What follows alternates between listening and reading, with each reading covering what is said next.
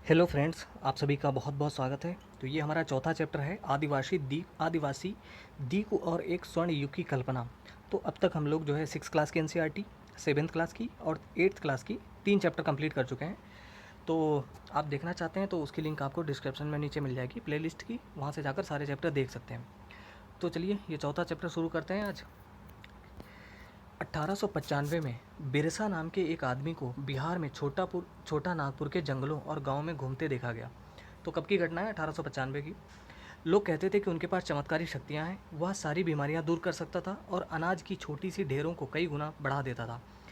बिरसा ने खुद यह ऐलान कर दिया था कि उसे भगवान ने लोगों की रक्षा दीकू यानी बाहरी लोगों, जो उस जनजाति के लोग थे उससे अलग जो बाहरी लोग थे उनको दीकू कहा जाता था। ठीक है, ये आप याद रखिए।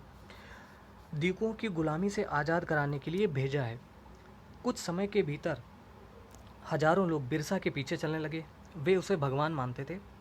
उन्हें यकीन था कि वह उनकी समस्याएं दूर करने आया है। बिरसा का जन्म एक मुंडा परिवार में हुआ था। मुंडा एक जनजातीय समूह है जो छोटा नागपुर में रहता है। बिरसा के समर्थकों में इलाके के दूसरे आदिवासी, संथाल और उरांव भी शामिल थे। ये सभी अपने आसपास आ रहे बदलावों और अंग्रेजी शासन के कारण पैदा हो रही समस्याओं से बेचैन थे। उनकी परिचित जीवन पद्धति नष्ट होती दिखाई दे रही थी, आजीविका खतरे में थी और धर्म छिन्न भिन्न हो रहा था। ओके, यहाँ पर एक चित्र दिया गया है जो कि है उड़ीसा के डोंगरिया कंद कबीले की महिलाएं बाजार जाते हुए नदी से गुजर रही हैं। बिरसा किन समस्याओं को हल करना चाहता था? जिन्हें दीकू कहा जा रहा था, वे बाहरी लोग कौन थे? उन्होंने इलाके के लोगों को गुलाम कैसे बना लिया था? तो एक एक चीज़ आप समझते चलिए साथ ही साथ कि जो दीकू शब्द का अर्थ होता है जो बाहरी लोग, उस समुदाय, उस जनजाति से अलग हटकर जो बाहरी लोग थे उनको दीकू कहा जाता था। उन्होंने इलाके के लोगों को गुलाम कैसे बना लिया था? अंग्रेज़ों के राज्य में आदिवासियों के साथ क्या हो रहा था? आदिवासियों का जीवन किस तरह बदल रहा था? इस अध्याय में हम ऐसे ही कुछ सवालों पर विचार करेंगे। पिछले साल आपने आदिवासी समाज के बारे में पढ़ा था, यानी 7th क्लास की एनसीईआरटी में। ज़्यादातर कबीलों के रीति रिवाज और रस्में ब्राह्मणों द्वारा निर्धारित रीति रिवाजों और रस्मों से बहुत अलग थीं। इन समाजों में ऐसे गहरे सामाजिक भेद भी नहीं थे जो जाति पर आधारित समाजों में दिखाई देते हैं। एक कबीले के सारे लोग कुटुंब के बंधनों में बंधे होते थे, लेकिन इसका यह मतलब भी नहीं है कि आदिवासियों के बीच कोई आर्थिक और सामाजिक फ़र्क नहीं था। जनजातीय समूह किस तरह जीते थे? 19वीं सदी तक देश के विभिन्न भागों में आदिवासी तरह तरह की गतिविधियों में सक्रिय थे। कुछ झूम खेती करते थे। तो झूम खेती क्या होती है? उनमें से कुछ समझाया झूम खेती करते थे। झूम खेती घुमंतू खेती को कहा जाता है। इस तरह की खेती अधिकांशतः जंगलों में छोटे छोटे भूखंडों पर की जाती थी। ये लोग जमीन तक धूप लाने के लिए पेड़ों के ऊपरी हिस्सों को काट देते थे और जमीन पर उगी घास फूस जलाकर साफ कर देते थे। इसके बाद वे घास फूस के जलने पर पैदा हुई राख को खाली ज़मीन पर छिड़क देते थे। इस राख में पोटाश होती थी जिससे मिट्टी उपजाऊ हो जाती थी। वे कुल्हाड़ों से पेड़ों को काटते थे और कुदालों से ज़मीन की ऊपरी सतह को खुरंच देते थे। वे खेतों को जोतने और बीज रोपने की बजाय उन्हें बस खेत में बिखेर देते थे। जब एक बार फसल तैयार हो जाती थी तो उसे काटकर वे दूसरी जगह के लिए चल पड़ते थे। जहाँ से उन्होंने अपनी फसल काटी थी वह जगह कई साल तक परती पड़ी रहती थी। परती का मतलब होता है, यहाँ पे लिखा हुआ है परती मतलब कुछ समय के लिए बिना खेती छोड़ दी जाने वाली ज़मीन, ताकि उसकी मिट्टी दोबारा उपजाऊ हो जाए। साल एक पेड़ होता है। महुआ एक फूल जिसे खाया जाता है या शराब बनाने के लिए इस्तेमाल किया जाता है। तो इनके मतलब भी शब्दों के जानते चलें। घुमंतू किसान मुख्य रूप से पूर्वोत्तर और मध्य भारत की पर्वतीय व जंगली पट्टियों में ही रहते थे। इन आदिवासी समुदायों की ज़िंदगी जंगलों में बेरोक टोक आवाजाही और फसल उगाने के लिए ज़मीन और जंगलों के इस्तेमाल पर आधारित थी। वे केवल इसी तरीके से घुमंतू खेती कर सकते थे। अब एक कुछ शिकारी और संग्राहक थे। बहुत सारे इलाकों में आदिवासी समूह पशुओं का शिकार करके और वन्य उत्पादों को इकट्ठा करके अपना काम चलाते थे। वे जंगलों को अपनी ज़िंदगी के लिए बहुत ज़रूरी मानते थे। उड़ीसा के जंगलों में रहने वाला खोंड समुदाय इसी तरह का एक समुदाय था। इस समुदाय के लोग टोलियाँ बनाकर शिकार पर निकलते थे। जो हाथ लगता था उसे आपस में बांट लेते थे। वे जंगलों से मिले फल और जड़ें खाते थे।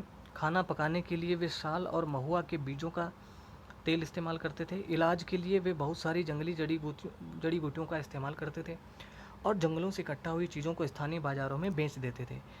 जब जब भी स्थानीय बाज़ारों में जब भी स्थानीय बुनकरों और चमड़ा कारीगरों को कपड़े व चमड़े की रंगाई के लिए कुसुम और पलाश के फूलों की ज़रूरत होती थी, तो वे खोंड समुदाय के लोगों से ही कहते थे। इन समुदायों को चावल और अन्य अनाज कहाँ से मिलते थे? कई बार तो चीज़ों की अदला बदली से काम चल जाता था। वे अपनी कीमती वन उत्पादों के बदले ज़रूरत की चीज़ें ले लेते थे। कई बार उन्हें ज़रूरी चीज़ें खरीदने के लिए अपनी मुट्ठी भर आमदनी का सहारा लेना पड़ता था।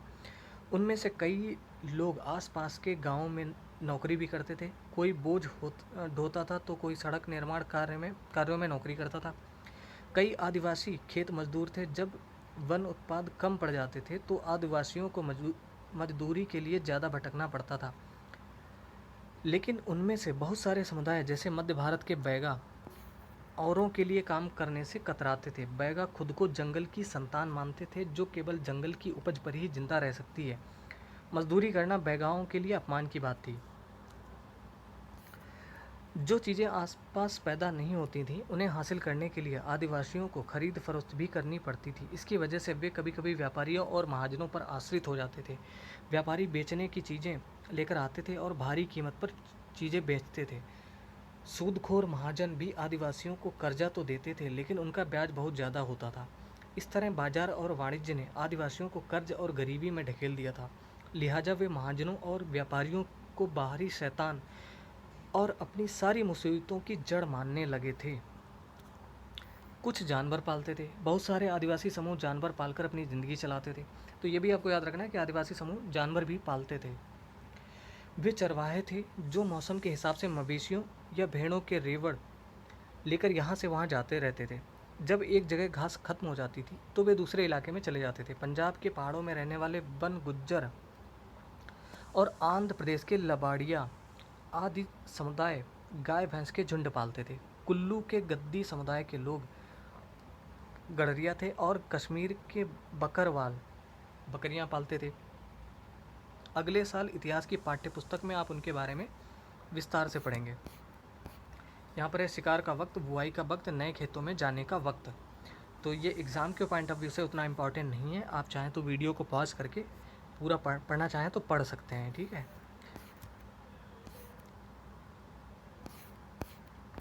कुछ लोग एक जगह खेती करते थे।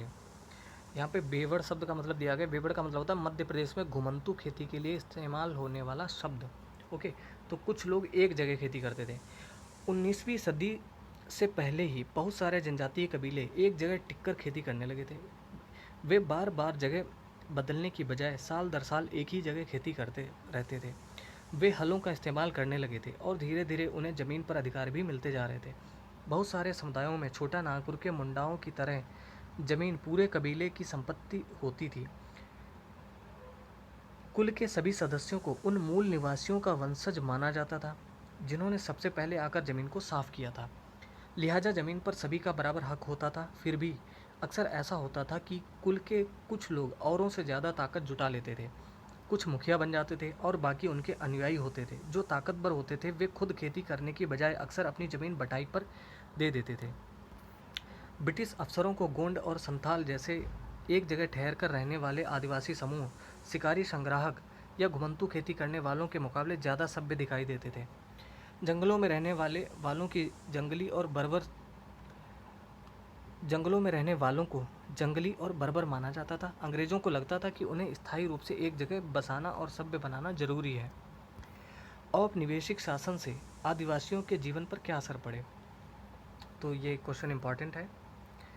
ब्रिटिश शासन के दौरान आदिवासी समूहों का जीवन बदल गया। आओ देखें कि ये बदलाव क्या थे। आदिवासी मुखियाओं का क्या हुआ?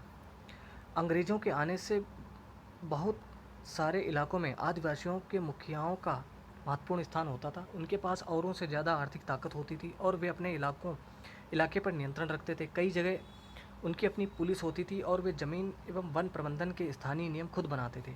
ब्रिटिश शासन के तहत आदिवासी मुखियाओं के कामकाज और अधिकार काफ़ी बदल गए थे।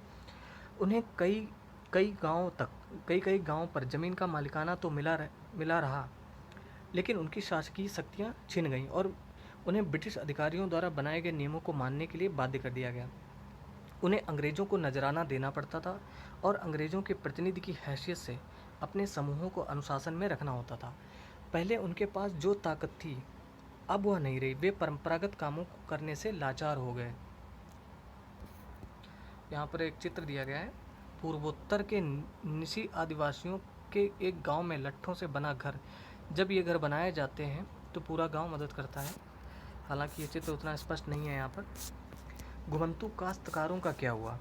ऐसे समूहों से अंग्रेज़ों को काफ़ी परेशानी थी, जो यहाँ वहाँ भटकते रहते थे और एक जगह ठहर कर नहीं रहते थे। वे चाहते थे कि आदिवासियों के समूह एक जगह स्थायी रूप से रहें और खेती करें। स्थायी रूप से एक जगह रहने वाले किसानों को नियंत्रित करना आसान था। अंग्रेज अपने शासन के लिए आमदनी का नियमित स्रोत भी चाहते थे। फलस्वरूप उन्होंने ज़मीन के बारे में कुछ नियम लागू कर दिए। उन्होंने ज़मीन को माप कर प्रत्येक व्यक्ति का हिस्सा तय कर दिया। उन्होंने यह भी तय कर दिया कि किसे कितना लगान देना होगा। कुछ किसानों को भूस्वामी और दूसरों को पट्टेदार घोषित किया गया। जैसा कि आप देख चुके हैं अध्याय 2 में, पट्टेदार अपने भूस्वामियों का भाड़ा चुकाते थे और भूस्वामी सरकार को लगान देते थे। यहाँ पर गुजरात के एक जंगल में खेती करती हुई भील औरतें। घुमंतू खेती गुजरात के बहुत सारे वन क्षेत्रों में अभी भी जारी है। आप देख सकते हैं कि यहाँ पेड़ों को काट दिया गया है और खेती के लिए ज़मीन साफ कर दी गई है। ओके, झूम काश्तकारों को स्थायी रूप से बसाने की अंग्रेज़ों की कोशिश बहुत कामयाब नहीं रही। जहाँ पानी कम हो और मिट्टी सूखी हो, वहाँ हलों से खेती करना आसान नहीं होता, बल्कि हलों की मदद से खेती करने वाले झूम काश्तकारों को अक्सर नुकसान ही हुआ, क्योंकि उनके खेत अच्छी उपज नहीं दे पाते थे। इसलिए पूर्वोत्तर राज्यों के झूम काश्तकार इस बात पर अड़े रहे कि उन्हें परंपरागत ढंग से ही जीने दिया जाए। व्यापक विरोध के फलस्वरूप अंग्रेज़ों को आखिरकार उनकी बात माननी पड़ी और ऐसे कबीलों को जंगल के कुछ हिस्सों में घुमंतू खेती की छूट दे दी गई। वन कानून और उनके प्रभाव क्या थे? जैसा कि आपने देखा है, आदिवासी समूहों का जीवन जंगलों से जुड़ा हुआ था, अतः वह कानूनों में आए बदलावों से आदिवासियों के जीवन पर भी भारी पड़ा।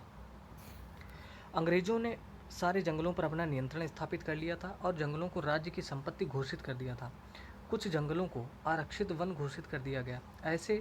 ये ऐसे जंगल थे जहां अंग्रेज़ों की ज़रूरतों के लिए इमारती लकड़ी पैदा होती थी। इन जंगलों के लोगों को स्वतंत्र रूप से घूमने, झूम खेती करने, फल इकट्ठा करने, पशुओं का शिकार करने की इजाज़त नहीं थी। ऐसी सूरत में झूम काश्तकार किस तरह जिंदा रह सकते थे? इसलिए उनमें से बहुतों को काम और रोजगार की तलाश में मजबूरन दूर इलाकों में जाना पड़ा। जैसे ही अंग्रेज़ों ने जंगलों के भीतर आदिवासियों के रहने पर पाबंदी लगा दी, उनके सामने एक समस्या पैदा हो गई। समस्या यह थी कि रेलवे स्लीपर्स के लिए पेड़ काटने और लकड़ी को एक जगह से दूसरे जगह ले जाने के लिए मजदूरों का इंतजाम कहाँ से किया जाए। तो ये समस्या आ गई अंग्रेज़ों के सामने। स्लीपर लकड़ी के क्षैतिज तख्ते जिन पर रेल की पटरियाँ बिछाई जाती हैं, उनको स्लीपर्स कहते थे। औपनिवेशिक अधिकारियों ने इसका भी एक हल ढूंढ निकाला। उन्होंने तय किया कि झूम काश्तकारों को जंगल में ज़मीन के छोटे टुकड़े दिए जाएंगे और उन्हें वहाँ खेती करने की छूट होगी, बशर्ते गांव में रहने वालों को वन विभाग के लिए मजदूरी करनी होगी और जंगलों की देखभाल करनी होगी। इसी तरह बहुत सारे इलाकों में वन विभाग ने सस्ते श्रम की आपूर्ति सुनिश्चित करने के लिए वन गांव बसा दिए। ओके, अब है अंग्रेज़ों के इस देश में जीना कितना कठिन है, यहाँ पर जिक्र किया गया, लेकिन ये एग्ज़ाम के पॉइंट ऑफ व्यू से इम्पॉर्टेंट नहीं है। आप चाहें तो वीडियो पास करके पढ़ सकते हैं। ये बहुत सारे आदिवासी समूहों ने औपनिवेशिक वन कानूनों का विरोध किया। उन्होंने नए नियमों का पालन करने से इनकार कर दिया और उन्हीं तौर तरीक़ों से चलते रहे जिन्हें सरकार गैर कानूनी घोषित कर चुकी है। कई बार उन्होंने खुलेआम बगावत भी कर दी। 1906 में सोंग्रम संगमा द्वारा असम में और 1930 के दशक में मध्य प्रांत में हुआ वन सत्याग्रह इसी तरह के विद्रोह थे। व्यापार की समस्या। 19वीं शताब्दी के दौरान जनजातीय समूहों ने पाया कि व्यापारी और महाजन जंगलों में जल्दी आने लगे हैं। वे वन उपज खरीदने, नकद कर्जा देने और आदिवासियों को मजदूरी पर रखने के लिए आ रहे थे। इन सारे बदलावों से क्या असर पड़ने वाले हैं, यह समझने में आदिवासियों को कुछ समय लगा। यह समझने के लिए आइए रेशम उत्पादकों की स्थिति को देखें। 18वीं सदी में भारतीय रेशम की अच्छी गुणवत्ता सबको आकर्षित करती थी और भारत का निर्यात तेज़ी से बढ़ रहा था। जैसे जैसे बाजार फैला, ईस्ट इंडिया कंपनी के अफसर इस मांग को पूरा करने के लिए रेशम उत्पादन पर जोर देने लगे। वर्तमान झारखंड में स्थित हजारीबाग के आसपास रहने वाले संथाल रेशम के कीड़े पालते थे। रेशम के व्यापारी अपने एजेंटों को भेजकर आदिवासियों को कर्जे देते थे और उनके कृषि क्रमिक कोषों को इकट्ठा कर लेते थे। 1000 क्रमिक कोषों के लिए 3-4 रुपए मिलते थे। इसके बाद इन क्रमिक कोषों को बर्धमान या गया भेज दिया जाता था, जहां उन्हें 5 गुना कीमत पर बेचा जाता था। निर्यातकों और रेशम उत्पादकों के बीच कड़ी का काम करने वाले बिचौलियों को जमकर मुनाफा होता था। रेशम उत्पादकों को बहुत मामूली फ़ायदा मिलता था। स्वाभाविक है कि बहुत सारे आदिवासी समुदाय बाजार और व्यापारियों को अपना सबसे बड़ा दुश्मन मानने लगे थे, क्योंकि ये बहुत सस्ते मतलब बहुत सस्ती कीमत पर खरीद ले जाते थे और भारी कीमत पर बेचते थे। ओके, आगे बढ़ते हैं। बिहार के कोयला खनिक 1948 की एक तस्वीर। 1920 के दशक में बिहार की झरिया और रानीगंज कोयला खदानों में काम करने वाले लगभग 50% खनिक आदिवासी थे। अंधेरी और दमघोटू खदानों की गहराई में काम करना न केवल शरीर को तोड़ता था, बल्कि यह खतरनाक था। वह अक्सर सचमुच जान ले लेता था। 1920 के दशक में देश की कोयला खदानों में हर साल 2000 से ज़्यादा मजदूर मारे जाते थे। काम की तलाश। काम की तलाश में घर से दूर जाने वाले आदिवासियों की दशा तो और भी खराब थी। 19वीं सदी के आखिर से ही चाय बागान फैलने लगे थे। खनन उद्योग भी एक महत्वपूर्ण उद्योग बन गया था। असम के चाय बागानों और झारखंड की कोयला खदानों में काम करने के लिए आदिवासियों की बड़ी संख्या में बड़ी संख्या में भर्ती किया गया। इन लोगों को ठेकेदारों की मार्फत भर्ती किया गया था। ये ठेकेदार न केवल उन्हें बहुत कम वेतन देते थे, बल्कि उन्हें वापस घर भी लौटने नहीं देते थे। नज़दीक से देखने पर 19वीं और 20वीं शताब्दियों के दौरान देश के विभिन्न भागों में जनजातीय समूहों ने बदलते कानूनों, अपने व्यवहार पर लगी पाबंदियों, नए करों और व्यापारियों व महाजनों द्वारा किए जा रहे शोषण के खिलाफ कई बार बगावत की। 1831-32 में कोल आदिवासियों ने और 1855 में संथालों ने बगावत कर दी। तो ये आप याद रखें कि ये विद्रोह कब हुआ था। कोल विद्रोह हुआ था 1831-32 में और संथाल 1855 में। मध्य भारत में बस्तर विद्रोह 1910 में हुआ और 1940 में महाराष्ट्र में वर्ली विद्रोह हुआ। तो ये यहाँ से लेकर यहाँ तक ये बहुत इंपॉर्टेंट है, कई बार पूछा जा चुका है एग्जाम में। बिरसा जिस आंदोलन का नेतृत्व कर रहे थे वह भी इसी तरह का एक विद्रोह था। तो आप जानते हैं बिरसा मुंडा के बारे में। बिरसा का जन्म 1870 के दशक के मध्य में हुआ था। इनके पिता गरीब थे। बिरसा का बचपन भेड़ बकरियां चराते, बांसुरी बजाते और स्थानीय अखाड़ों में नाचते गाते बीता था। उनकी परवरिश मुख्य रूप से बोहोंडा के आसपास के जंगलों में हुई। गरीबी से लाचार बिरसा के पिता को काम की तलाश में जगह जगह भटकना पड़ता था। लड़कपन में ही बिरसा ने अतीत में हुए मुंडा विद्रोह की कहानियाँ सुन ली थी। उन्होंने कई बार समुदायों के सरदारों यानी मुखियाओं को विद्रोह का आह्वान करते देखा था। बिरसा के समुदाय के लोग ऐसे स्वर्ण युग की बात किया करते थे जब मुंडा लोग दीकुओं, अब दीकू का मतलब क्या होता है ये आप समझ गए होंगे। दीकू मतलब बाहरी लोग, उस जनजाति से अलग लोग, दीकुओं के उत्पीड़न से पूरी तरह आज़ाद थे। सरदारों का कहना था कि एक बार फिर उनके समुदायों के परंपरागत अधिकार बहाल हो जाएंगे। वे खुद को इलाके के मूल निवासियों का वंशज मानते थे और अपनी ज़मीन की लड़ाई यानी मुल्क की लड़ाई लड़ रहे थे। वे लोगों को याद दिलाते थे कि उन्हें अपना साम्राज्य वापस पाना है। बिरसा स्थानीय मिशनरी स्कूल में जाने लगे, जहां उन्हें मिशनरियों के उपदेश सुनने का मौका मिला। मिशनरी अर्थात ईसाई मिशनरी। वहाँ भी उन्होंने यही सुना कि मुंडा समुदाय स्वर्ग का साम्राज्य हासिल कर सकता है और अपने खोए हुए अधिकार वापस पा सकता है अगर वे अच्छे ईसाई बन जाएं और अपनी खराब आदतें छोड़ दें, तो ऐसा हो सकता है। तो ये कौन समझाता था? जो ईसाई मिशनरीज थी वो समझाती थी। वो चाहती थी कि ये लोग ईसाई बन जाएं। बाद में बिरसा ने एक जाने माने वैष्णव धर्म प्रचारक के साथ भी कुछ समय बिताया। उन्होंने जनेऊ धारण किया और शुद्धता व दया पर जोर देने लगे। अपनी किशोरावस्था में बिरसा जिन विचारों के संपर्क में आए उनसे वह काफ़ी गहरे तौर पर प्रभावित थे। बिरसा का आंदोलन आदिवासी समाज को सुधारने का आंदोलन था। उन्होंने मुंडाओं से आह्वान किया कि वे शराब पीना छोड़ दें, गाँव को साफ रखें, डायन व जादू टोने में विश्वास न करें।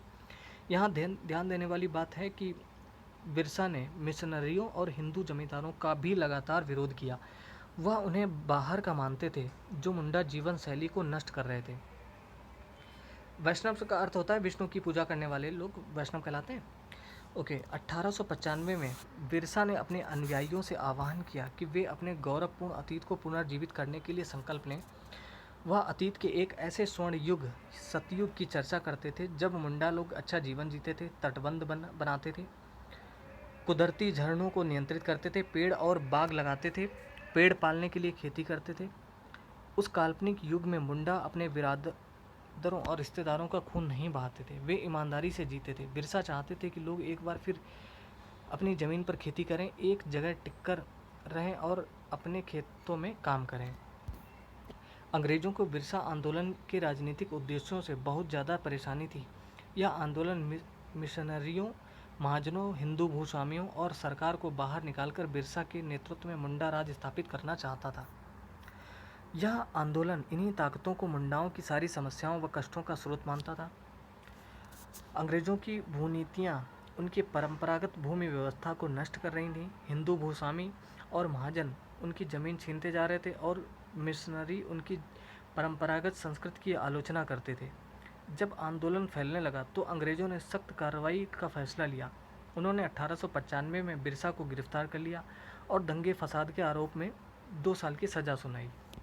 1897 में जेल से लौटने के बाद बिरसा समर्थन जुटाते हुए गांव-गांव घूमने लगे। उन्होंने लोगों को उकसाने के लिए परंपरागत प्रतीकों और भाषा का इस्तेमाल किया। वे आह्वान कर रहे थे कि उनके नेतृत्व में साम्राज्य की स्थापना के लिए रावणों, दीकू और यूरोपियों को तबाह कर दें।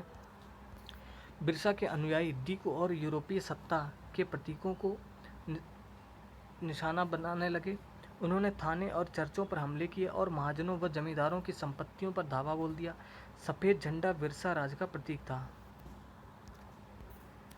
सन 1900 में बिरजा की हैजे से मृत्यु हो गई और आंदोलन ठंडा पड़ गया। यह आंदोलन 2 मायनों में महत्वपूर्ण था। पहला, इसने औपनिवेशिक सरकार को ऐसे कानून लागू करने के लिए मजबूर किया जिसके जरिए दीकू लोग आदिवासियों की ज़मीन पर आसानी से कब्जा न कर सकें। दूसरा, इसने एक बार फिर जता दिया था कि अन्याय का विरोध करने और औपनिवेशिक शासन के विरुद्ध गुस्से को अभिव्यक्त करने में आदिवासी सक्षम हैं। उन्होंने अपने खास अंदाज में अपनी खास रस्मों और संघर्ष के प्रतीकों के जरिए इस काम को अंजाम दिया। ओके, अब है अन्यत्र। हमें नकदी की क्या ज़रूरत? ऐसे बहुत से कारण हैं जिनकी वजह से आदिवासी और अन्य सामाजिक समूह प्रायः बाजार के लिए पैदावार नहीं करना चाहते। पापुआ न्यू गिनी के इस जनजातीय गीत में इस बात की झलक मिलती है कि वहाँ के आदिवासी बाज़ार को किस तरह देखते हैं। तो ये कोई ख़ास इम्पोर्टेंट नहीं है एग्ज़ाम के लिए। तो दोस्तों, ये चैप्टर हमारा समाप्त हो गया। अगर अच्छा लगा हो तो प्लीज़ इसको लाइक करें। आप चैनल पर अगर नए आए हैं तो प्लीज़ इसको सब्सक्राइब जरूर कर लें और बेल आइकन को प्रेस करें ताकि जब भी हम कोई वीडियो अपलोड करें तो आपको नोटिफिकेशन मिल जाए। अगर आप हमारे टेलीग्राम चैनल पर जुड़ना चाहते हैं तो उसकी लिंक आपको नीचे डिस्क्रिप्शन में मिल जाएगी, वहाँ से जाकर आप ज्वाइन कर सकते हैं। तो दोस्तों, ये वीडियो देखने के लिए बहुत बहुत धन्यवाद। आपका दिन शुभ हो।